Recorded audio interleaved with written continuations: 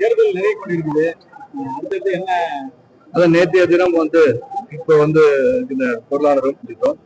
இன்னைக்கு மாநில தலைவரை சந்தித்து இந்த தேர்தலை எப்படி சந்திக்க போகிறோம், எப்படி வாக்குறுதி இருக்கலாம் என்ற ஒரு எண்ணத்தையும் 22 ஆண்டுகள் அரசியல் பயணம் என்ற காரணத்திலும் அதையெல்லாம் பிரதிபலித்து வந்திருக்கின்றேன். அது மட்டுமல்லாமல் என்னுடன் இயக்கத்தில் இணைந்தவர்களுக்கெல்லாம் பொறுப்புகள் வழங்கப்பட்டிருக்கின்றன. இந்த தேர்தலை முன்னிட்டு மேற்கொண்டு அவர்கள் இந்த தேர்தல் பணிக்காக என்ன பொறுப்புகள் வழங்க வேண்டும் என்பதையும் நீங்கள் உடனடியாக அறிவித்தால் அது சிறப்பாக செயல்படுவார்கள் என்ற எண்ணத்தை பிரதிபலித்து வந்திருக்கிறது. தேர்தல் நான் போட்டி போடலாம். என்னுடன் கிட்டத்தட்ட 30 ஆண்டுகளுக்கு மேல் பயணித்தவர்கள் அவர்கள் இந்த தேர்தலில் வாய்ப்பு வர வேண்டும், வாய்ப்பு தர வேண்டும் என்பதையும் நான் வலியுறுத்தி இருக்கின்றேன். அவர்களுக்காக உழைப்பேன். அது மட்டுமல்லாது இயக்கத்துக்காக என்டிஏக்காக தேசிய நாயகரை வெற்றி பெறுவதற்கு கடுமையாக உழைப்பதாக முடிவெடுத்தோம்.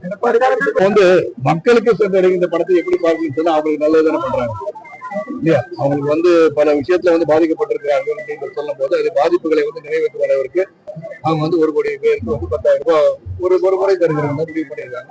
அது போக பல செலவுகளை அறிவித்திருக்காங்க. இப்ப ஆட்சியாளர்களும் அறிவித்திருக்கிறார்கள். 6,550 கோடி உடனடியாக தந்திருக்காங்க. கோடை காலம் எல்லாம் 3,000 + 2,000 5,000 ரூபாய் கொடுத்து கிட்டத்தட்ட 6,500 கோடிக்கு மேல கொடுத்திருக்காங்க. இது மக்களுக்கு செல்கின்றது, மக்களுக்கு நல்லது செய்வது என்பது நல்லதுதான் நான் சொல்லுவேன். அது யாருக்கு இருந்தாலும் நல்லதுதான், அதை குறை சொல்வதற்காக இல்லை. மக்களுக்கு அதாவது வறுமை கோட்டு கீழே இருப்பவர்களுக்கு அது சென்றடையும் போது உண்மையிலே அது மகிழ்ச்சிகரமான செய்திகள். பார்க்க வேண்டியது என்னன்னு சொன்னால் 10 லட்சம் கோடிக்கு மேல கடன் இருக்கு தமிழக அரசு. இந்த கடனை நிவர்த்தி செய்வதற்காக வருகிற தேசிய ஜனநாயக கூட்டணி வெற்றி வந்த பிறகு அதுல மேற்கொண்டு நம்ம பொருளாதார அடிப்படையில கடன் வாங்காம எதையுமே நிறைவேற்ற முடியாது. ஆனால் தொழில் வளத்தை பெருக்குகின்ற அளவு அந்த கடன் உதவியாக இருந்தால் இதை படிப்படியாக குறைப்பதற்கு அவர்கள் முடிவு எடுப்பார்கள். அது சிறப்பாக செயல்படுவார்கள் என்று நினைக்கிறேன். மக்கள் மீது வரியை போடுறது சரின்றீங்க? இல்ல, மக்கள் மீது வரியை போட நான் சொல்லல. முதல்ல ஆமா, இந்த மக்கள் வரி போடுவது மட்டும் இல்ல, ஏதாவது வரியை வாங்காம நடக்காதுல்ல. வரி விதிக்காம அந்த காலத்துல பண்டைய காலத்திலிருந்து வரி விதித்துதான் வரியை வாங்கிதான் அவங்க ஆட்சியை நடத்த முடியும். இல்லாட்டி ஒரு வரி வருமான வரி கிடையாது, எந்த வரியும் கிடையாது, வாங்குகின்ற பொருளுக்கு வரி கிடையாது என்று சொன்னால் அரசுக்கு வருமானமே கிடையாது. எந்த அளவுக்கு அந்த வரி சுமையை அவங்களுக்கு பாதிக்காத அளவு இருக்கிறதோ அது சிறப்பாக இருக்கும். அதுக்கு அந்த திட்டங்கள் வகுக்கப்படும்.